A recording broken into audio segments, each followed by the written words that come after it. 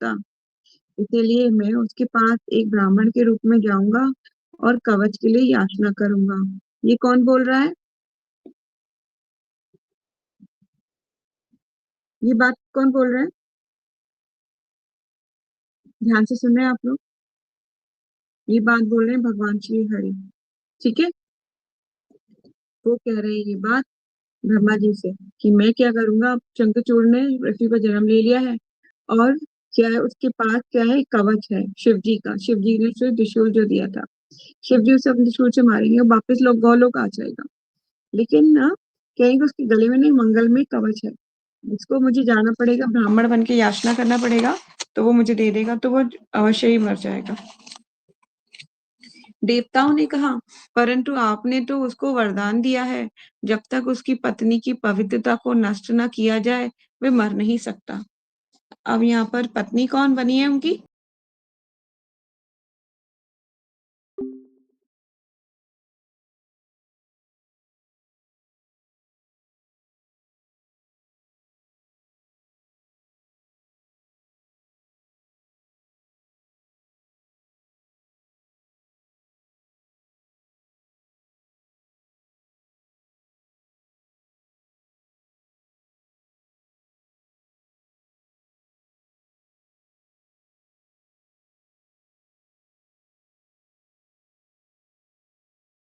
अतः नारायण ने अपना त्रिशूल शिव जी को दे दिया। ब्रह्मा व अन्य देवतागण अपने निवास स्थान को वापस लौट गए। अंत में देवताओं के लिए विजय प्राप्त करने के लिए शिव जी ने एक सुंदर अंजीर के वृक्ष के नीचे पुष्प भद्रा नदी के किनारे पर पड़ाव डाला। फिर उन्होंने गंधर्वों के नेता पुष्पदंत के दूत के रूप में शंखचूड़ के पास भेजा। पुष्पदंत शंखचूड़ की राजधानी में पहुंचा और उसने ध्यानपूर्वक देखा कि ये तो इंद्र के राज्य से भी अधिक सुंदर और कुबेर के राज्य से भी अधिक वैभवशाली और समृद्ध है। वे गंधर्व ने राजकीय सभा के मध्य एक अच्छे व्यक्तित्व वाले सुंदर असुर को एक स्वर्णिम सिंहासन पर बैठे देखा। जब सेवक राजा के सिर पर एक रत्न जड़ित छाता पकड़े हुए था, जबकि अन्य सेवक उसे सफेद चमर झुला रहे थे। असंख्य राक्षसों ने उन्हें घेरा हुआ था और शस्त्रधारी द्वारपाल इधर उधर घूम रहे थे। शंखचूड़ स्वर्गिक वस्त्रों के परिधान में बहुत सुंदर ढंग से सजे हुए थे, हारों से आच्छादित और सुगंध द्वारा मंडित थे। ठीक है। ये सब देखकर पुष्पदंत आश्चर्यचकित होकर हक्के बक्के रह गए और शंखचूड़ से बोले, हे राजा, मैं शिव जी का दूत हूँ और मेरा नाम पुष्पदंत है। ठीक है, शिव जी ने भेजा हुआ है दूत। क्या नाम है उसका? पुष्पदंत। मेरे स्वामी ने मुझे निम्नलिखित बातें आपसे कहने के लिए आदेश दिया है। अच्छा होगा कि आप उनके राज्य एवं अधिकार वापस लौटा दें। भगवान श्री हरि ने अपना स्वयं का त्रिशूल शिव जी को दे दिया है और यदि आवश्यकता पड़े तो आपके विरुद्ध युद्ध छेड़ने के लिए भी कहा है। आजकल शिव जी पुष्पभद्रा नदी के किनारे अंजीर के वृक्ष की छाया में नीचे निवास कर रहे हैं। आप देवताओं को उनकी संपत्ति लौटा दें अथवा शिव जी के साथ युद्ध करने के लिए तैयार रहें।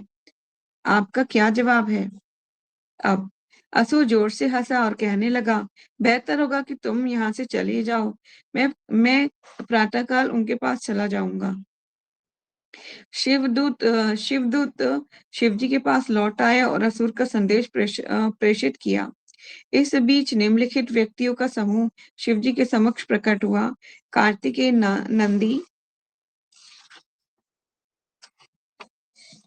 नंदी, महाकाल, बाण, मणिभद्र, आ, आ, 8 भैरव, 11 रुद्र, 8 वसु, 12 आदित्य, इंद्र, अग्नि, चंद्र, विश्वकर्मा, 2 अश्विनी कुमार, कुबेर, यम, जयंत, नल कुबेर, वायु, वरुण, बुध, मंगल, धर्म धर्म शनि, उग्र, चंडी, कोठरी, सहस्त्र भुजाओं वाली भद्रकाली एवं अन्य व्यक्तिगण। कौन कौन था वहां पर? कितने सारे लोग थे, बाप रे, है ना, सबका ही वर्णन है। शिव जी के समक्ष कौन कौन प्रकट हुआ है? नंदी, कार्तिकेय, महाकाल, बाण, मणिभद्र 8 भैरव, मतलब कितने भैरव है? 8। कितने रुद्र हैं? 11 रुद्र। कितने वसु हैं? 8 वसु हैं। और 12 कौन है? आदित्य। आदित्य मतलब सूर्य, 12 आदित्य। इंद्र, अग्नि, चंद्र, विश्वकर्मा, 2 अश्विनी कुमार, कुबेर, यम, जयंत, नल कुबेर। नल कुबेर कौन है?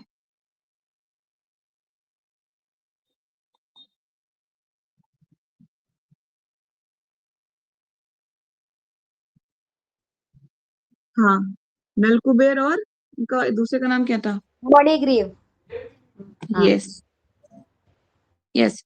नल कुबेर वायु, वरुण, मंगल, धर्म, शनि, उग्र, चंडी, कोठरी, सहस्त्र भुजाओं वाली भद्रकाली एवं अन्य व्यक्तिगण, ये सारे शिव जी के समक्ष प्रकट हुए हैं। महाबली शंखचूड़ स्त्रियों के आवास भवन में गए और तुलसी को निकट भविष्य में होने वाले युद्ध के विषय में बतलाया। कहाँ गए ये? महाबली शंखचूड़ स्त्रियों के आवास भवन में गए, जहां पर कौन थी? तुलसी। के निकट भविष्य में होने वाले युद्ध के विषय में बताया कि युद्ध निकट भविष्य में हो सकता है। ये सुनकर उनके तालु, होठ एवं कंठ सूख गया। दुखपूर्ण हृदय के साथ तुलसी उनसे बोली, हे मेरे स्वामी, एक क्षण पल के लिए रुको, मेरे हृदय के अंदर बैठ जाओ। एक पल के लिए मुझे जीवन प्राण से भर दो। कृपया मेरे मानवीय अभिलाषों को पूर्ण कीजिए। मुझे तुम्हें पूर्ण रूप से एक एकटक होकर देखने दीजिए, जिससे मेरी आंखें संतुष्ट हो जाएं। मेरे श्वास अब बहुत उत्तेजित रूप से चल रही हैं, क्योंकि रात्रि के आखिरी पहर में मैंने एक बहुत बुरा स्वप्न देखा है। हमारे जो शास्त्र है ना, वो हमारे अच्छे और बुरे, जैसे कि इंडिकेशंस होते हैं कुछ हमें, कहते हैं ना कि कुछ शुभ मंगल, अ, कहते हैं ना, क्या कहते हैं उसको, ऐसे सिम्टम्स दिखाई देते हैं, है ना, लक्षण, कि कुछ अच्छे बुरे आवाजें सुनाई देना, ऐसे कुछ कह लें कि उसको हिंदी में क्या बोलते हैं कि अ, ऐसी कुछ आभास होना किसी चीज का, ऐसी कोई सिम्टम होना, कोई चीज का पता लगना, जैसे कि क्या होता है, किसी की लेफ्ट आईज फड़क रही है ना। तो इस तरह से जो जो इंडिकेशंस मिलते हैं, इंग्लिश में तो मुझे समझा पा रही हूँ, पर हिंदी में उसको कुछ बोलते हैं, एक पर्टिकुलर नेम है। तो ऐसे कुछ इंगित, कुछ इंडिकेशंस मिलते हैं अच्छे और बुरे। तो हमारे शास्त्र बोलते हैं कि ऐसा इंडिकेशंस होते हैं, आपकी लाइफ में कुछ घटित होने वाला होता है, तो ऐसे इंडिकेशंस मिलते हैं। तो ऐसे ही वो बोल रही है तुलसी महारानी कि रात की आखिरी पहर में मुझे एक बहुत बुरा सपना देखा था। इसीलिए मैंने अपने अंदर तीव्र अग्नि के समान ताप अनुभव कर रही हूँ। वो कह रही है कि तीव्र ताप में अनुभव कर रही हूँ अपने हृदय में। राजा ने अपना भोजन समाप्त किया और सत्य शब्दों में तुलसी से कहा, हे मेरी रानी, जब व्यक्ति अपने पूर्व जन्म कर्मों का फल भलीभूत होने से समय आता है, तब वे अच्छे बुरे, सुख दुख एवं आनंद का एवं दर्द, भय और दुख का अनुभव करता है। समय पर वृक्ष उगता है और शाखाएं उत्पन्न होती हैं, पुष्प खिलते हैं और फल आते हैं। समय आने पर फलों से पूर्ण वृक्ष क्षय हो जाता है। इसी प्रकार समय पर मनुष्य बढ़ता है और क्षीण हो जाता है। ठीक है, हमारे शास्त्र बताते हैं कोई भी मनुष्य जब जन्म लेता है तो क्या होता है, पहले वो थोड़ा बड़ा होता है, बड़ा होने के बाद फिर वो कुछ उत्पन्न करता है ना। जैसे पहले बच्चा होता है कोई, थोड़ा बड़ा होगा, उसकी शादी होती है तो वो कुछ उत्पन्न करता है, मतलब कि चाइल्ड प्रोड्यूस करेंगे। उसके बाद उसकी बॉडी जैसे ही फिर क्षय होना शुरू हो जाती है, नीचे गिरना शुरू हो जाती है। तो ये बॉडी के 6 सिम्टम है, जो श्रीमद् भागवतम भगवत गीता में भी मैंने आपको पढ़ा चुकी हूँ। ठीक है, तो ये इसी प्रकार समय आने पर मनुष्य बढ़ता है और क्षीण हो जाता है। समय पर सृष्टिकर्ता सृष्टि की रचना करता है, संरक्षक उसकी रक्षा करता है और विनाशकर्ता विनाश कर देता है। यही सृष्टि संरक्षक विनाश का नियम है। अब मुझे ये बताइए, आप लोगों में से 3 लोग अभी हम यहाँ पे हैं, है ना, आप लोग 3 लोग हो, तो मुझे ये बताइए कि सृष्टि का क्रिएटर कौन है? भगवान ने सबको दिया हुआ है। हाँ। ब्रह्म। ओके। और प्रिजर्वर मतलब पालन करता कौन है? विष्णु। और डिस्ट्रॉयर कौन है? शंकर जी। जी। यस। तो ये 3 चीज़ें कभी मत भूलिएगा, ठीक है? तो ये तीनों मतलब सबसे ज़्यादा इनमें जो पावरफुल सेवा है वो हमारे भगवान की ही है, विष्णु जी की। क्योंकि पालना बहुत मुश्किल काम है। किसी को क्रिएट कर देना बहुत आसान है, ठीक है? डिस्ट्रॉय कर देना बहुत आसान है, और प्रिज़र्व करके रखना, उसको बचा के रखना, उसको उसके खाने-पीने, सोने, रहने सब चीज़ों की व्यवस्था करना सिर्फ़ भगवान विष्णु ही कर सकते हैं और कोई नहीं कर सकता। क्योंकि ये बहुत बड़ा कार्य होता है ना? आप देखिए ना, जब कोई जीवात्मा जन्म लेती है तो भगवान उसके खाने का भी इंतज़ाम करते हैं, उसके रहने का भी इंतज़ाम करते हैं, सब कुछ। चींटी से लेके और बड़े हाथी तक भगवान सबका इंतज़ाम करते हैं, है ना? तो आप ये नहीं कह सकते माता जी मैंने कल रोटी गिराई थी तो चींटी को खाना मैंने दिया, आप नहीं कह सकते ये बात। क्योंकि वो भगवान की इच्छा के अनुसार हो रही है सब चीज़ें, ठीक है? चलिए आगे चलते हैं।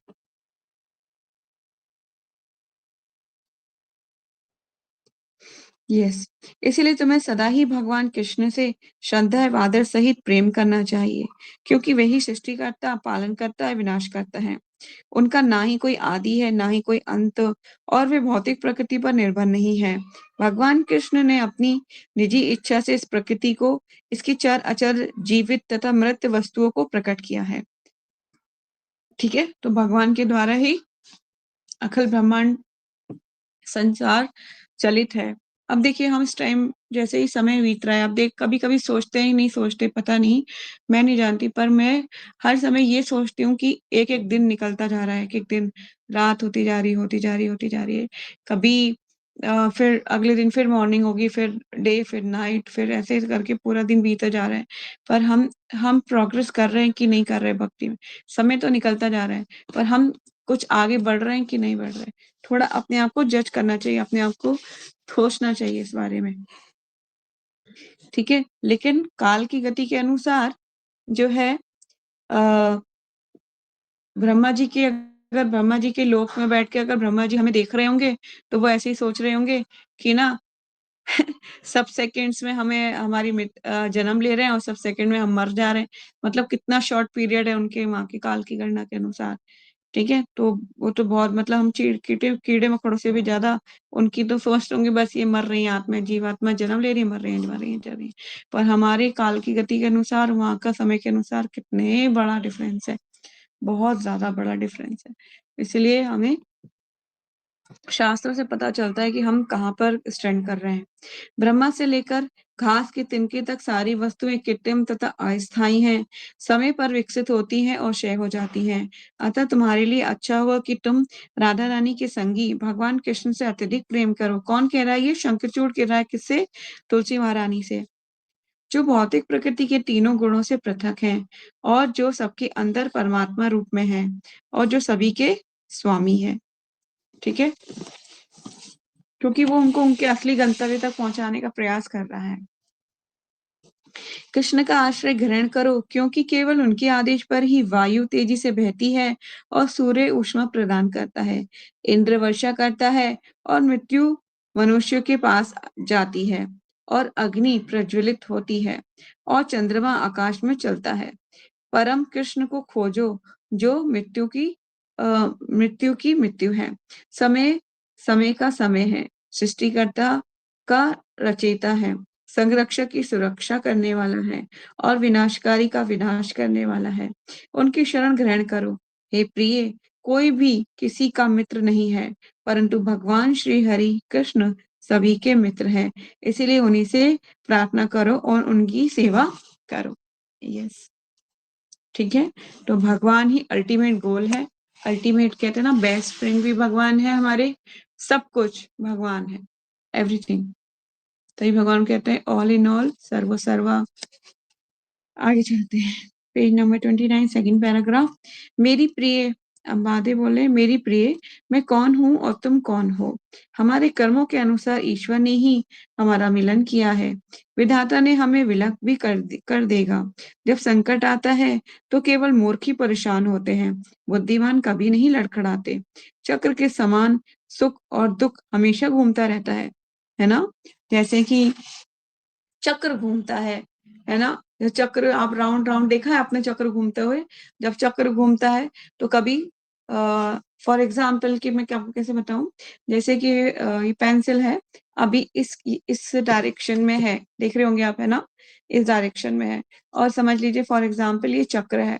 अब जैसे ही घूमेगा, इस साइड पे सुख की साइड है ना, अब इसके अपोजिट में दुख की साइड है, तो जैसे ही घूमेगा इससे दुख आ जाएगा, और ये दोबारा घूमेगा तो सुख आ जाएगा। तो इसी तरह से चक्र के समान सुख और दुख हमें मिलते रहते हैं। तो उसके लिए कौन परेशान होता है? जो मूर्ख होता है, जो ये समझता है कि सुख जो है हमेशा रहने, जो ये मानता है कि दुख भी हमेशा रहने वाला है, वही परेशान होता है। तो सुख जी परमानेंट नहीं है, लेकिन भगवान बोलते हैं गीता दुखालयम अशाश्वतम, ये संसार दुखों का घर है। इसमें यहाँ पे आपको प्रॉब्लम्स ज्यादा मिलेंगी, प्रॉब्लम्स बहुत सारी मिलेंगी, क्योंकि ये इस तरह से डिजाइन किया गया है। सुख जिसको मिल सकता है वो कहाँ मिलेगा? सुख की डेफिनेशन क्या है? सुख की डेफिनेशन है भगवान का नाम जप करने में ही। जो लोग इस संसार में भटक रहे हैं वो सुखी नहीं है। अच्छी नौकरी, अच्छा हस्बैंड, अच्छी फैमिली, अच्छा घर या अच्छे बच्चे होने से सुख नहीं मिलता। इन चीजें से सुख नहीं मिलता, ये अस्थायी सुख है। थोड़े दिन बाद यही चीजें दुख देने लगेंगी आपको। लेकिन भगवान की जो भक्ति प्रेम पूर्वक करेगा, उसको ही उसकी जो हैप्पीनेस है वो स्थायी रूप से उसके साथ रहेगी, इस जन्म में भी और उसके नेक्स्ट बर्थ में भी। इस जन्म में अगर हम भक्ति करके अपनी चेतना को शुद्ध कर रहे हैं, नेक्स्ट बर्थ में हमारी ये चेतना आगे सफर करेगी। मन बुद्धि अहंकार के साथ हमारा सूक्ष्म शरीर निकल जाता है, तो वो सफर करता है अलग अलग में। मैंने ये क्वेश्चन किया था इसलिए सर्व प्रभु जी से कि प्रभु जी मुझे ये बताइए कि मनुष्य की प्रवृत्ति, जैसे कि हमारी प्रवृत्ति, जैसे जन्म पत्री में लिखा होता है किसी के गण राक्षस, किसी के देवगण, कोई अश्व योनि में है, कोई हाथी के योनि में था, या कोई गज था, मतलब अलग अलग मूषक था, है ना, इस तरह से अलग अलग योनियों में। तो क्या ये जो जिस योनि में हम थे उसकी चेतना क्या हमारी इस बर्थ में कंटिन्यू होती है? तो प्रभु जी ने बोला यस, होती है, क्योंकि हमारी चेतना सूक्ष्म शरीर के साथ उससे निकली, मन बुद्धि अहंकार के साथ उस शरीर के साथ सफर कर रही है, तो मनुष्य शरीर में भी वो सफर कर रही है। लेकिन इस मनुष्य शरीर पाके भी अगर हमने भगवान का भजन नहीं किया, तो वही चेतना विकसित रही, तो हमें नेक्स्ट बर्थ कैसे मिल जाएगा? उस पशु योनि में ही चले जाएंगे हम। ठीक है, अगर हमारी चेतना विकसित नहीं हुई तो। अगर हमारी चेतना विकसित हो गई और हमने भजन किया भगवान का, तो हो सकता है हमारी नेक्स्ट बर्थ हम मनुष्य वैष्णव परिवार में जन्म लें और हमें भक्ति करने का अवसर प्रदान किया जाए। ठीक है, तो बहुत इंपॉर्टेंट है कि हमारी कॉन्शियसनेस किस लेवल में जा रही है। ये नेक्स्ट बद्रीनाथ धाम आशा में तुम अपने पति के रूप में प्राप्त करने के लिए स्वयं को तपस्या में तल्लीन करो, निश्चय ही तुम उन्हें प्राप्त करोगी। मैंने भी स्वयं तुम्हें अपनी पत्नी के रूप में प्राप्त करने के लिए तपस्या की थी। ब्रह्मा की कृपा से मैंने तुम्हें प्राप्त कर लिया। अति शीघ्र ही तुम गोविंद को गोलोक वृंदावन में प्राप्त करोगी, और जब मैं अपनी असुरी देह का त्याग करूंगा, तब मैं भी वहीं चला जाऊंगा। अब मैंने आपको पहले भी ये बात बताई थी कि शंखचूड़ को पूर्व जन्म का स्मरण है, बताया था ना मैंने आपको, शंखचूड़ को पूर्व जन्म का स्मरण है, तो इसीलिए वो ये बात यहाँ पर क्लियरली बता रहे हैं। गोलोक वापस को प्राप्त करोगी, और जब मैं अपनी असुरी देह का त्याग करूंगा, तो मैं भी वहीं चला जाऊंगा। उस जगत में हम निरंतर एक दूसरे को देखेंगे। राधा जी के श्राप के कारण मैंने भारतवर्ष की इस बहुमूल्य भूमि में जन्म लिया था, परंतु मैं गोलोक वापस लौट जाऊंगा। इसीलिए मेरी प्रिय, मेरी चिंता मत करो, तुम भी अपना ये मानव रूप त्याग दोगी और एक आध्यात्मिक रूप धारण करोगी, और भगवान हरि के पास वापस चली जाओगी। इसलिए तुम्हें दुखी होने की आवश्यकता नहीं है। कौन कह रहा है ये? यस, शंखचूड़ ने शंखचूड़ ने मैं तुलसी के साथ रातें व्यतीत की। शंखचूड़ ने क्या किया? शंखचूड़ ने तुलसी के साथ रात्रि व्यतीत की, जो हीरो के दियों द्वारा प्रकाशित था। उन्होंने सुंदर सुसज्जित शैया पर विश्राम किया, जिस पर पुष्प बिखरे हुए थे और चंदन के लेप से मंडित था। जब तुलसी दुख से भाव विह्वल हो गई और रोना आरंभ कर दिया। शंखचूड़ जो जीवन के सत्य को जानते थे, उन्होंने उन्हें अपने वक्षस्थल से लगाकर उनका आलिंगन किया और उन्हें विभिन्न प्रकार से पुनः शांत एवं संतुष्ट किया। भगवान कृष्ण जो आध्यात्मिक उपदेश उन्होंने भांडिर वन में प्राप्त किए थे, उन्हें जो समस्त दुखों एवं भ्रांतियों को नष्ट करने के योग्य थे, उन्होंने सब अब तुलसी तक पहुंचाए। उन्हें प्राप्त करने पर तुलसी की प्रसन्नता का ठिकाना न रहा, क्योंकि उन्होंने समझा कि इस संसार में प्रत्येक वस्तु अस्थायी है। जब तुलसी एवं उनके पति ने शेष रात्रि का समय प्रेम पूर्वक आदान प्रदान में व्यतीत किया। ब्रह्म मुहूर्त सूर्योदय से पूर्व का समय क्या होता है? ब्रह्म मुहूर्त कहलाता है। ठीक है, तो आगे के जो 5 दिन रह गए हैं कार्तिक के, तो मैं आप लोगों को रिक्वेस्ट करती हूँ कि आप ब्रह्म मुहूर्त में मतलब बिफोर सनराइज नहा धो के चैंटिंग में बैठ जाइए। आप 3 लोग पहले भी चैंटिंग कर रहे थे, बीच में फिर ब्रेक हो गया, कोई नहीं, दोबारा से स्टार्ट करो। ये 5 दिन आपके फुल कार्तिक मंथ को करने के समान रहेंगे। ब्रह्म मुहूर्त में स्नान करना, ठीक है, और चैंटिंग करना सुबह के टाइम पे, ठीक है, तो आप लोग ये कर सकते हैं। ब्रह्म मुहूर्त सूर्योदय के पूर्व में शंखचूड़ अपनी पुष्पशैया से उठ गए और उन्होंने अपनी रात्रि के वस्त्र अलग फेंक दिए। शुद्ध जल में स्नान करके नए वस्त्र पहने और अपने मस्तक पर चमकदार तिलक लगाया। उन्होंने आवश्यक संस्कार संपन्न किए और अपने निजी विग्रहों की आराधना करी। जब उन्होंने मंगलमयी वस्तुएं देखी, जैसे क्या होती है मंगलमयी वस्तुएं? दही, घी, शहद, भुना हुआ चावल इत्यादि, और सदा की तरह ब्राह्मणों की श्रेष्ठतम रतन मोती वस्त्र एवं स्वर्ण वितरित किया। युद्ध के लिए अपने प्रस्थान के अनुकूल बनाने के लिए उन्होंने अपने गुरु को कुछ मोती, रतन एवं हीरे दिए और गरीबों को कुछ अश्व, हाथी और गायें भेंट दी। उन्होंने अपने पुत्र सुचंद्र को अस्थायी रूप से राज्य का कार्यभार संभालने के लिए राजा के पद पर स्थापित किया और उसे परिवार, राज्य, राजकोष, धन संपत्ति, भंडार गृह और वाहन की देखभाल करने का कार्यभार सौंपा। शंखचूड़ ने स्वयं को युद्ध के लिए तैयार किया और तीर एवं कमान जैसे शस्त्र धारण किए। राजा ने सेनाओं को एकत्रित होने की आज्ञा दी, अतः 3 लाख घोड़े, 1 लाख हाथी, 10,000 रथ, 3 करोड़ त्रिशूलधारी एवं इन सभी ने स्वयं को युद्ध के लिए तैयार किया। अपने सैनिक दल या सेना को गिनने के पश्चात राजा ने 3 लाख अक्षौणी सेना के ऊपर नियंत्रण रखने के लिए सेनापति के रूप में एक महारथी नियुक्त किया। 3 औक्षणी को युद्ध का नगाड़ा बजाने की आज्ञा देकर उन्होंने भगवान हरि का स्मरण किया और युद्ध शिविर से बाहर निकल आए। शंखचूड़ एक श्रेष्ठ रथ पर सवार हुए और अपने सम्मानीय गुरुजन एवं वयोवृद्ध को अध्यक्षता में शिवजी के पास जाने के लिए चल दिए। उस समय शिव सिद्ध आश्रम में पुष्पभद्रा नदी के किनारे वास कर रहे थे। ये पवित्र स्थान साधुओं को सरलता से योगी सिद्ध प्राप्त करने के लिए प्रसिद्ध था। यह वही स्थान था जहाँ पर भगवान कपिल ने तपस्या की थी। ठीक है, क्या स्थान था ये? पुष्पभद्रा नदी।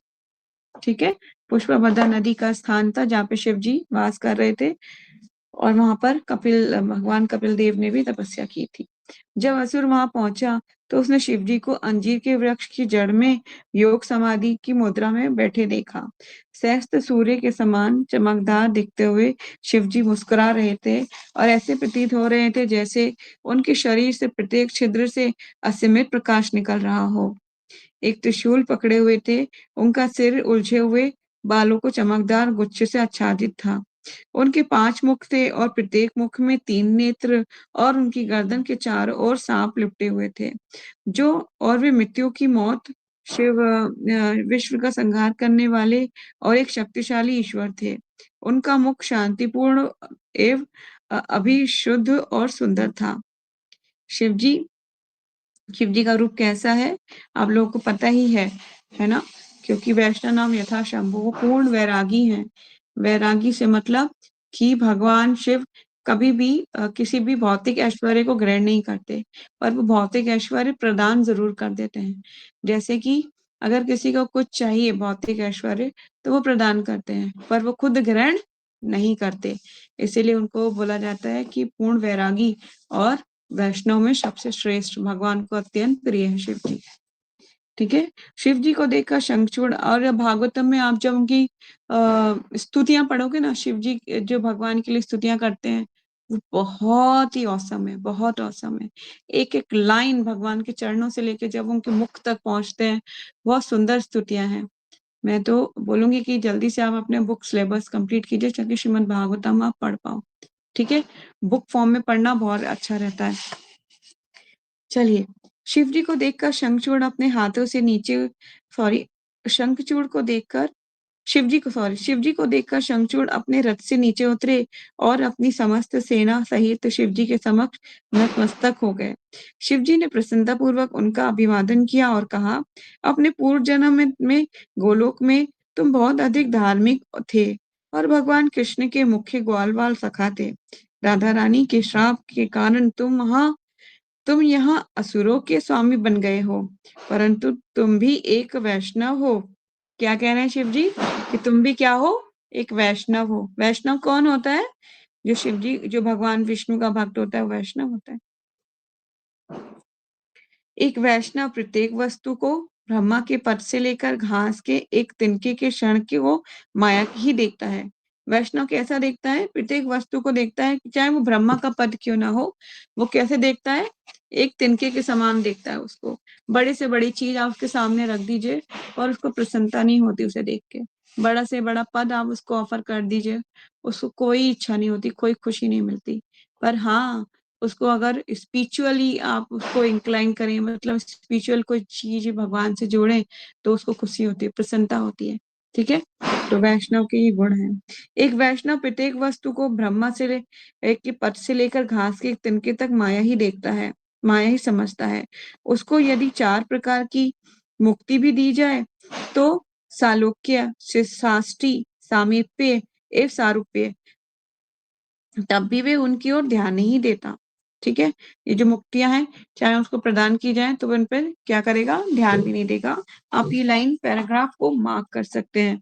It's very important. एक वैष्णव के गुण कैसे होते हैं, शिव जी बता रहे हैं, और शिव जी जब कोई चीज़ बता रहे होते हैं, तो बहुत ध्यान से सुनना चाहिए। दोबारा मैं लाइन को पढ़ देती हूँ। उसको यदि 4 प्रकार की मुक्ति भी दी जाए, जैसे सालोक्य, साष्टी, सामीप्य और सारूप्य, तब भी वे उनकी ओर ध्यान नहीं देता। वे तो केवल एकमात्र भगवान की सेवा में ही रुचि रखता है। ना ही वे इंद्र, कुबेर या ब्रह्मा जी के पद को प्राप्त करने की कामना रखता है, क्योंकि वे इन सबको तुच्छ समझता है। वे इनके पदों को कैसे समझता है? काफ़ी तुच्छ हैं। वो बहुत ही मतलब कि बड़ी से बड़ी पद को भी तुच्छ समझता है। वह वे तो केवल भगवान कृष्ण की आराधना एवं सेवा करने पर ध्यान देता है। अब तुम तो एक सच्चे कृष्ण भक्त हो, इसलिए तुम उन सब वस्तुओं की परवाह क्यों करते हो जो देवताओं की है और जो तुम्हारे लिए मिथ्या है? अच्छा होगा कि इन देवताओं को उनका राज्य वापस लौटा दो और ऐसा करके मुझे प्रसन्न करो। देवताओं को अपने पद पर आसीन होने दो और तुम अपने राज्य पर प्रसन्नतापूर्वक शासन करो। शिव जी समझा रहे हैं कि तुम जो है मटेरियल चीजों के पीछे मत दौड़ो। ठीक है? तुम क्या करो, देवताओं की संपत्ति को वापस कर दो और तुम जो है अपने पद, अब तुम्हारा जो पद है उस पर आसीन रहो। हे राजन, यदि तुम सोचते हो कि देवताओं को उनके उनके राज्य वापस करके तुम्हारी प्रतिष्ठा पर आँच आएगी, तब तुम्हें ये भी समझना चाहिए कि किसी की भी स्थिति स्थिर नहीं है। जब ये संसार पूर्णतः समाप्त हो जाता है, यहाँ तक कि ब्रह्मा भी अदृश्य हो जाते हैं, तो भी समझो कि सत्यता ही धर्म या सद्गुणों का आधार है। सत्य युग में सतुगुण पूर्ण रूप से है। ये पैराग्राफ हम मार्क कर सकते हैं। सतयुग में क्या है? सद्गुण मुख्य रूप से है। त्रेता युग में ये घटकर 3/4 रह गया है। ठीक है, यहाँ पे तीनों गुणों के बता रहा है कि सत्य जो है, जो ट्रूथनेस है, वो कैसे-कैसे, किस-किस लोकों में घटती जा रही है। तो सत्य युग में ये 100% थी। ठीक है, सतयुग में सत्वगुण पूर्ण रूप से है। त्रेता में ये घटकर 3/4 हो गया। द्वापर युग में आधा और कलयुग में, लोहा युग में झगड़े का युग। ठीक है, कहते हैं ना कलह का युग है, तो कलयुग। तो यहाँ बता रहा है कि कलयुग में लोहा युग या झगड़े का युग। 1/4 और कलयुग के अंत में सद्गुण और अधिक न घट जाएगा। जो सद्गुण है वो कहाँ चले जाएंगे? और अधिक घट जाएंगे कलयुग के अंत तक। बहुत बहुत भयावह स्थिति होगी वो। कह लीजिए कि अनइमेजिबल, जो आप इमेजिन नहीं कर सकते। अमावस्या के चांद के समान इस प्रकार शिवजी ने अनेक उपदेश शंखचूड़ को प्रदान किए। This very important paragraph. इस पैराग्राफ की each and every line is very important. Shiv ji जब भी कोई बात कहेंगे वो बहुत इंपॉर्टेंट होती है, बहुत ज्यादा इंपॉर्टेंट, चाहे वो श्रीमद् भागवतम में कह रहे हो या किसी और अन्य शास्त्र में कह रहे हो। It's very important. चलिए नेक्स्ट पैराग्राफ, अभी हमारे पास 9 मिनट हैं, कर लेते हैं। Page number 32। राजा शंखचूड़ ने शिवजी को की बारंबार सराहना की और विनम्रता पूर्वक उत्तर दिया। आपने जो भी कहा सब सत्य है। कृपया मुझे कुछ शब्द कहने के लिए अनुमति दें। कृपया सुनिए। आपने अभी कहा कि अपने संगी संबंधियों से झगड़ा करना बहुत बड़ा पाप है। फिर भगवान ने देवताओं की ओर से बलि महाराज की पूर्ण संपत्ति क्यों छीन ली और उन्हें पाताल लोक में क्यों भेज दिया था? भगवान ने उसी कारणवश हिरण्याक्ष और हिरण्यकश्यपु, शुंभ तथा अन्य दानवों राक्षसों का वध क्यों किया? बहुत समय पहले दानवों एवं देवताओं ने समुद्र मंथन से अमृत प्राप्त करने के लिए एक साथ कठिन परिश्रम किया था, परंतु भगवान ने अमृत देवताओं को ही क्यों दिया? हे ईश्वर, ये ब्रह्मांड भगवान कृष्ण का क्रीड़ा स्थली है। देवताओं एवं दानवों के मध्य झगड़ा नित्य से होता आया है। जीत एवं हार दोनों दलों को बारी बारी से मिलती है। अतः आपके लिए ये अनुचित एवं अनावश्यक है कि आप हमारे झगड़े में हस्तक्षेप करें।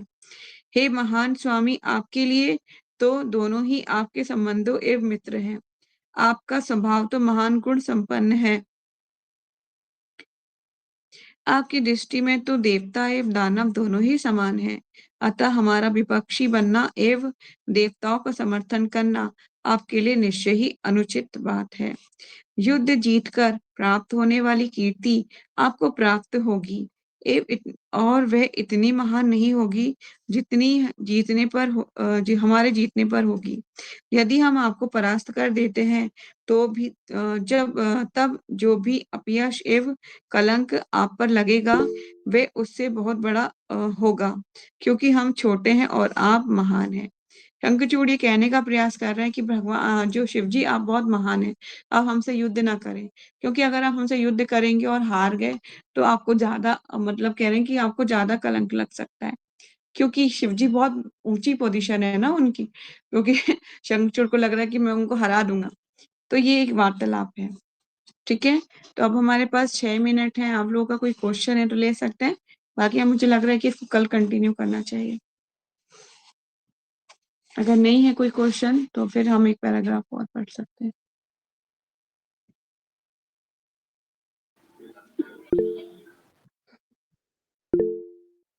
आवाज नहीं आ रही है।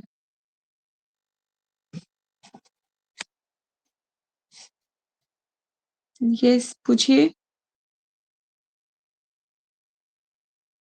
ईशा ने भी हैंड रेज किया है। यस ईशा। माता जी, वही भीष्म पंचक के बारे में पूछना था कि कैसे ऑब्जर्व करते हैं। ओके, ठीक है, मैं इसको बाद में बताती हूँ। अभी जयश्री का पूछती हूँ। जयश्री, आपका क्या क्वेश्चन है?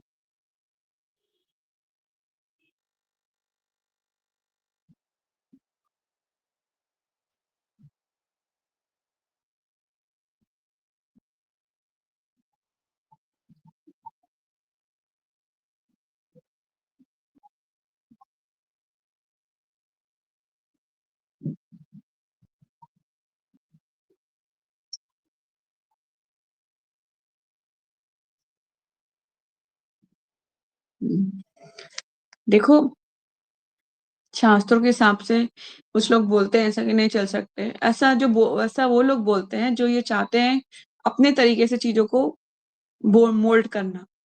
फॉर एग्ज़ाम्पल कुछ जैसे डॉक्टर बोल देते हैं ना ऑनियन गार्लिक खाना चाहिए, इससे आपको एंटीऑक्सीडेंट होता है, आपकी बॉडी में प्रतिरोधक क्षमता बढ़ती है, रोगों से लड़ने की शक्ति बढ़ती है। ऐसा लोग अपने हिसाब से उसको क्योंकि अपना टेस्ट चाहिए ना, टंग का टेस्ट चाहिए, इसीलिए उसको उस हिसाब से मोल्ड करते रहते हैं। पर मुझे ये बताइए, क्या प्रसाद खाने से आपको बुरा लगता है, प्रसाद में स्वाद नहीं होता? प्रसाद में भी स्वाद होता है।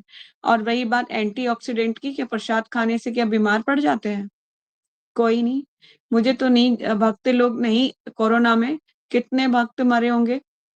मुझे तो ऐसा कोई नहीं आंकड़ा मिला कि ज़्यादा भक्त मर गए हों और जिन्होंने ऑनियन गार्लिक खाया हो वो ज़िंदा रह गए हों। सेकंड वेव में ज़्यादातर लोग वही मरे थे जो ऐसी एक्टिविटी में थे, जो अल्कोहलिक और ज़्यादा स्मोकिंग और ये सब एक्टिविटी में थे। ज़्यादातर लोग वही मरे थे। ठीक है? तो कहने का मतलब ये है कि हम चीज़ों को अपने हिसाब से जीना चाहते हैं, इसीलिए हमें लगता है कि हम शास्त्रों को फ़ॉलो नहीं कर सकते। पर हमारे शास्त्र हमें क्यों दिए गए हैं? शास्त्र इसीलिए दिए गए हैं कि हम उन्हें फ़ॉलो करें।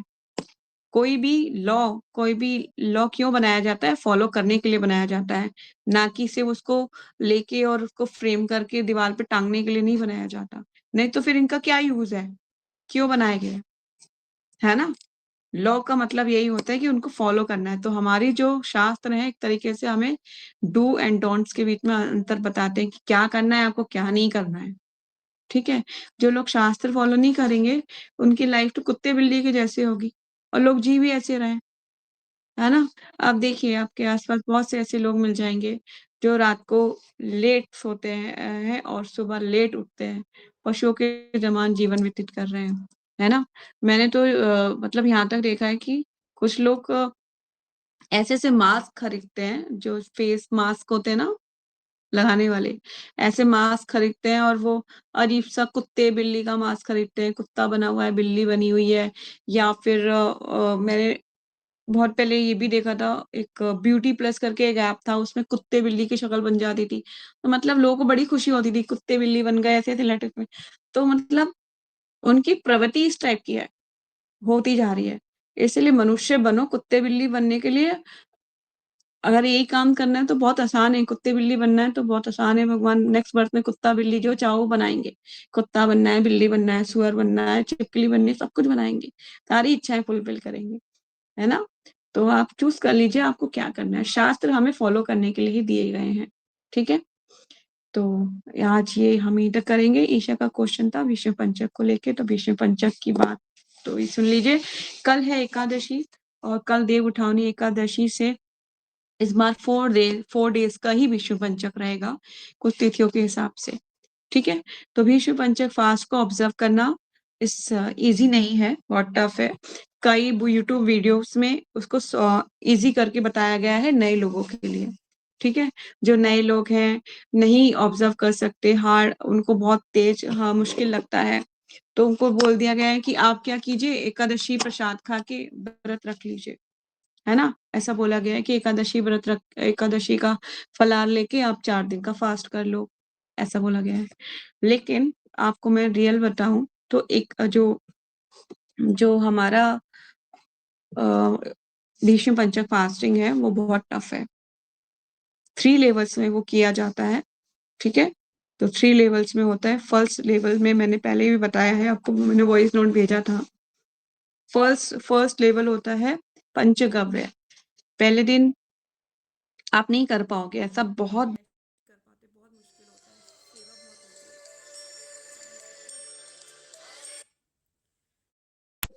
है। हरे कृष्णा, मेरी आवाज़ आ रही है? कॉल आ गया था एक,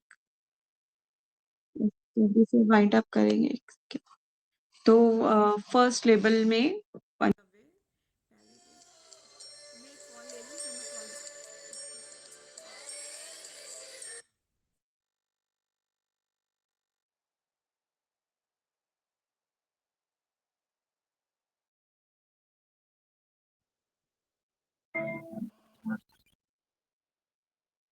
मुझे वो समझ नहीं आया कि फर्स्ट डे पे लेवल 1 करना है, फिर सेकंड डे पे लेवल 2 करना है, ये है क्या?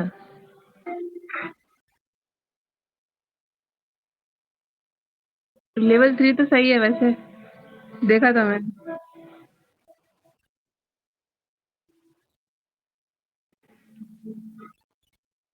कौन कर सकता है यार, ये काऊ डंग वाला कोई नहीं कर सकता। हरे कृष्णा। तो जो फर्स्ट लेवल है, फर्स्ट लेवल में पंचगव्य पहले दिन जो है गाय का पंचगव्य में जो है दही लिया जाता है, ठीक है। दूसरे दिन लिया जाता है दूध। वो क्वांटिटी बहुत कम क्वांटिटी लेनी है, सिर्फ एक चम्मच से भी आधी चम्मच, ठीक है। तीसरे दिन दही, चौथे दिन गोमूत्र, पांचवें दिन आपको लेना पड़ेगा काऊ डंग। ये चीजें एक एक दिन लेनी है, समझ रहे हो? इसे बोलते हैं पंचगव्य, और क्वांटिटी आधी चम्मच से भी कम। तो इतना खा के 5 दिन आप चैंटिंग क्या, सीधा हॉस्पिटल मिलोगे, हरे कृष्णा वही बोलने आऊंगी मैं, ठीक है। तो ये पॉसिबल नहीं है आप लोगों के लिए। जब एकादशी ऑब्जर्व करने में ही नानी याद आ जाती है, तो इसे करने में तो बस फोटो फ्रेम पे माला चढ़ जाएगी, ठीक है।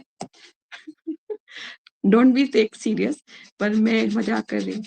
नेक्स्ट लेवल है फ्रूट्स एंड रूट्स। ये भक्त लोग कर पाते हैं, fruits and roots. Fruits and roots पर ये प्रैक्टिस करनी पड़ती है, इसको करने के लिए आसान नहीं है। फ्रूट्स एंड रूट्स में वो चीजें जो रूट से निकल रही हैं, जैसे कि शकरकंदी है, आलू है ना, ये रूट से निकल रहा है, तो ये चीजें ले सकते हैं आप। पर आप जब भी इनको बॉईल करना पड़ेगा, बॉईल करके सॉल्ट डाल के ही खाना है आपको, घी यूज नहीं करना है किसी भी तरीके का।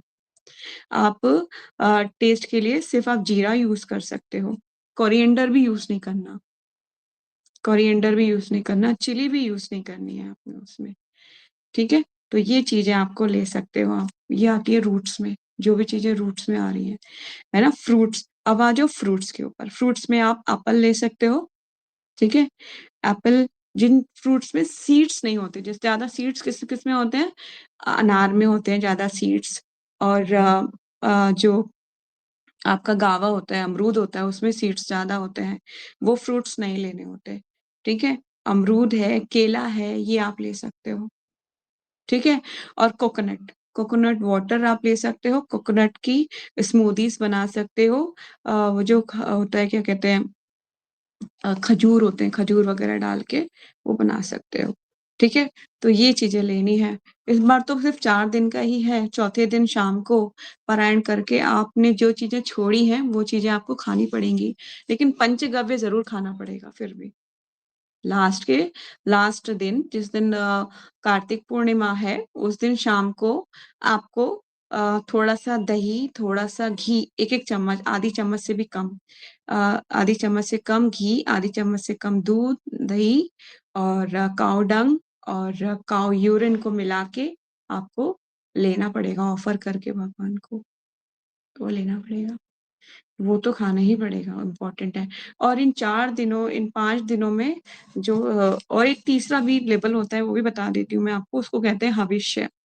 हविष्य, उसमें भी बॉइल्ड खिचड़ी खानी पड़ती है, बॉइल्ड खिचड़ी। उसकी जो दाल होती है, वो मेरे पास पूरी डिटेलिंग है, पर मैंने शेयर नहीं करी क्योंकि ऑब्जर्व करना आसान काम नहीं है। सिर्फ बॉइल्ड होती है, उसमें किसी भी तरीके का आप कुछ नहीं डाल सकते, कोई घी यूज नहीं कर सकते, कुछ नहीं कर सकते, सिर्फ सॉल्ट डालना है। आप, ये भी पॉसिबल नहीं है कि 5 दिनों तक आपको एक ही चीज को ऐसे ही खाओ, कुछ और खाना ही नहीं है, क्योंकि जो प्रिस्क्राइब्ड है ना, उतना ही लेना है, उतना ही खाना है। इससे ज्यादा आप कुछ और डिश ट्राई करो तो नहीं हो पाएगा, और बनेगा भी नहीं। मैंने ना बहुत ट्राई करा था कि आलू को मैं उसको रोस्ट कर लूंगी, बेचारे आलू ही जल गए बिना घी के, मैं बहुत परेशान हो गई। शकरकंदी को सोचा कि मैं उसको सेक लूंगी, जैसे होता है ना, ऐसे लकड़ियों के बीच में सेकते हैं, उस टाइप का सेक लूंगी, वो भी जल गया। मतलब मेरा लास्ट जो विष्णु पंचक था, रोते रोते ही कटा था, हे भगवान, खाने को नहीं है। पर कोई नहीं, जब हमें जब हमारा गोल ऊपर होता है, ऊंचा होता है, तो छोटी छोटी चीजों का मैटर नहीं करते। ठीक है। अगर आप फिर भी आप विष्णु पंचक फास्टिंग करना चाहते हो और अभी बिगिनिंग स्टेज है, तो धीरे-धीरे आप कर सकते हो कि आप फलाहार लो ही। फलाहार लेके 5 दिन करो, आप कर सकते हो। चैंटिंग ज़्यादा से ज़्यादा करो, ब्रह्म मुहूर्त में उठो, तुलसी महारानी की ज़्यादा से ज़्यादा सेवा करो, तुलसी महारानी की सेवा करो, ठीक है? तो ये आप काम कर सकते हो। यस ईशा? माता जी, अगर मतलब अगर रखते हैं, लेकिन फिर एक टाइम आता है कि नहीं हो रहा है, जैसे थर्ड डे हो गया कि नहीं हुआ, मतलब हुआ ही नहीं, तो फिर पाप लगता है जब टूट जाता है तो। अब देखो, अब ऐसा फास्टिंग करने जाओगे, अब आधे दिन रखा, आधे दिन नहीं रखा, आधा टाइम नहीं रखा, तो देखिए कोई भी प्रोसेस है, वो पूरा करो। 5 दिन है, 5 दिन कहते हैं ना, जो कार्तिक पूरा फॉलो नहीं कर पाया, अगर ये 5 दिन कर लेगा, तो उसको पूरे कार्तिक का फल मिलेगा, है ना? तो हम बद्ध आत्मा हैं, बद्ध जीव हैं, पूरे चतुर्मास तो नहीं कर पाए, फिर कार्तिक भी नहीं हमारा पूरा हो पाया ढंग से। आप देख रहे हो, आप लोग तो बिल्कुल 7-7 बजे उठ रहे हो, फिर देर-देर से नहा रहे हो, है ना? एक दिन मैंने उठा दिया था ज़रूर, गिरिराज जी की परिक्रमा वाले दिन, वरना बाकी दिन तो बेचारे 7 दिन 7 बजे उठ रहे हैं सब लोग। सूर्योदय पता है जल्दी हो जाता है, 6:30 बजे, पौने 7 बजे सूर्योदय हो रहा है, पर आप तो सूर्योदय के सूर्य भगवान को लगता है ज़्यादा प्रेम करते हो, उनके आने के बाद ही आप उठते हो। लेकिन आप इन 4 दिनों में कम से कम आप थोड़ी-सी तपस्या कर लो, ठीक है? ताकि आपको कार्तिक का कुछ तो बेनिफिट मिल जाए, तो इतना कर लीजिए कम से कम। कार्तिक में ब्रह्म मुहूर्त में उठ के स्नान कर लो, तुलसी की सेवा कर लो और दामोदर को दीपक दिखा लो, ज़्यादा से ज़्यादा दीपक दिखा लो। जो दीपक आपके बीच में छूट गए हैं किसी भी कारणवश, गर्ल्स को कुछ पीरियड्स की वजह से या तबीयत खराब की वजह से, कुछ भी आपके दीपक जो भी छूट गए हैं, सारे पूरे कर डालो, ठीक है? तो मेरी तो प्लानिंग ये है कि मैं 121 दीपक जलाऊँगी, क्योंकि मैंने आज काउंट कर लिए। 121 दीपक तुलसी महारानी के गार्डन में जलाऊँगी इवनिंग में। दामोदर को दीपक दिखाओ, गोपी गीत का पाठ करो, आप कर सकते हो, ठीक है? तो रही बात भीष्म पंचक की, जब आप और भक्ति में परिपक्व हो जाओगे, तो भीष्म पंचक भी रख पाओगे, ठीक है? लेकिन हेल्थ इज़ फर्स्ट प्रायोरिटी। जिसकी हेल्थ ठीक नहीं है, उसको नहीं रखना चाहिए। पता चले जो गाड़ी लंबी चलनी थी, वो आधे रास्ते ही बंद हो गई चल के, समझ रहे हो? जब हमें लंबा चलना होता है और तो फिर, और हमें पता है कि मेरी हेल्थ अलाउड नहीं करेगी, किसी भी कारणवश मुझे प्रॉब्लम है, तो फिर भगवान से प्रेयर करनी चाहिए कि भगवान मेरी डिज़ायर तो है, पर कोई बात नहीं, मैं और भक्ति में जो एक्टिविटीज़ हैं, मैं उसको अच्छे से फुलफ़िल करूँगी। तो भगवान तो बहुत दयालु हैं, कृपालु हैं, तो वो आपकी इस एफ़र्ट को भी भीष्म पंचक फास्टिंग से ज़्यादा आपको बेनिफिट देके आपको निकाल लेंगे। जैसे कि कोई टीचर होता है, उसको पता होता है कि स्टूडेंट बीमार रहता है, अच्छा है, पढ़ने में बहुत अच्छा है ना? बीमार रहता है, पर वो उसको ग्रेस मार्क्स देके आगे बढ़ा देते हैं ना? होता है, नहीं होता है? इस तरह से भगवान भी दयालु हैं। भगवान को ज़रूरी नहीं है कि आप उनको सब कुछ ही, सारे व्रत आप फुलफ़िल कर पाओ। लेकिन भगवान आपके एफ़र्ट देखते हैं, आपकी डिज़ायर देखते हैं। जो आपकी डिज़ायर है उनको प्लीज़ करने की, कि भगवान मैं आपको प्लीज़ करना चाहती हूँ, खुश करना चाहती हूँ, तो भगवान उसको देखते हैं। ठीक है? तो आपको जैसी आपका मन करे आप वैसा कर सकते हैं, पर मैं तो यही बोलूँगी कि कम से कम 5 दिन जो आपने वॉव लिए थे कार्तिक के, उनको कंटिन्यू कर लो, ठीक है? तो अपने जो चैंटिंग है उसको इंक्रीज़ कर लो, अपनी तुलसी महारानी की सेवा है उसको कर लो, दामोदर को दीपक दिखाना है वो कर लो, बहुत सारी एक्टिविटीज़ हैं, ठीक है? भगवान को इन 5 दिनों में कुछ फ्लावर ऑफ़र किए जाते हैं, जैसे लोटस फ्लावर है, गुलेर का फूल है, इत्र है, बिल्व पत्र है, ऐसे ऑफ़र किए जाते हैं हर दिन अलग-अलग चीज़ें। या भगवान को फूल की माला पहनाओ आप 5 दिनों तक, ऐसा करो। बहुत अच्छे स्पिरिचुअल एक्टिविटीज़ कर सकते हो, ठीक है? तो ऐसे करके फास्टिंग ऑब्ज़र्व कर सकते हो। भगवान हमारे एफ़र्ट देखते हैं, ये नहीं देखते कि हम कितना अ, अगर हमारी हेल्थ अलाउ नहीं कर रही, वैसे तो हम ज़रूरी नहीं है कि आप लोग पूरा फुलफ़िल करो सब कुछ, ठीक है ना? मुझे पता है कि अगर मैं ज़्यादा अपनी बॉडी को एग्ज़ॉस्ट करूँगी तो मैं भीष्म पंचक से पहले ही मेरा काम खत्म हो जाएगा। तो फिर ज़रूरी नहीं है, ठीक है? अगर मेरी हेल्थ में, अगर मैं फिट हूँ, अगर मेरे को कोई प्रॉब्लम नहीं है, तो मुझे तपस्या करनी चाहिए। तपस्या, अगर उसके बाद भी मैं तपस्या नहीं करती हूँ, तो वो चीटिंग है, कि मैं बहाने बना रही हूँ कि नहीं-नहीं भगवान मुझे ये हो जाता है, वो हो जाता है। जब मैं फिट हूँ, तो मुझे तपस्या करनी चाहिए। अगर फिज़िकल प्रॉब्लम है, तो फिर मुश्किल है। फिर भगवान देखते हैं आपके एफर्ट को कि आप क्या कर रहे हो, ठीक है? भगवान ग्रेस मार्क्स देके निकाल लेंगे। तो जो लोग नहीं कर पा रहे, तो वो लोग ऐसे कर सकते हैं। उनको दुखी नहीं होना है, कोई परेशान नहीं होना है। जो आपने वाउस कार्तिक के लिए थे, वही कर लीजिए, उससे भी भगवान खुश हो जाएँगे। ठीक है? और कोई क्वेश्चन? ठीक है। तो हम ना तुलसी ग्लोरीज ऑफ तुलसी महारानी को कंटिन्यू करेंगे और अपनी सैटरडे संडे की क्लास को भी कंटिन्यू करेंगे। ठीक है? तो हरे कृष्णा, दंडवत प्रणाम, सी यू टुमारो। कल मिलते हैं हम, और कल का दिन कैसा रहेगा वो भी मैं आपसे डिस्कस करूंगी। कल मेरा फर्स्ट डे ऑफ विष्णु पंचक है, काइंडली ब्लेस मी ऑल्सो। ठीक है? हरे कृष्णा, दंडवत प्रणाम। कृष्णा नायट वांछा कल्पतरुभ्यश्च कृपा सिंधुएव च पतितानां पावनेभ्यो वैष्णवेभ्यो नमो नमः। अनंत कोटि वैष्णव भक्तवृंद की जय। नामाचार्य दास ठाकुर की जय। जगत गुरु शील प्रभुपाद की जय। निताई गौर सीतानाथ प्रेमानंदे। हरि हरि बोल। हरे कृष्णा। हरे कृष्णा जय श्री। हरे कृष्णा।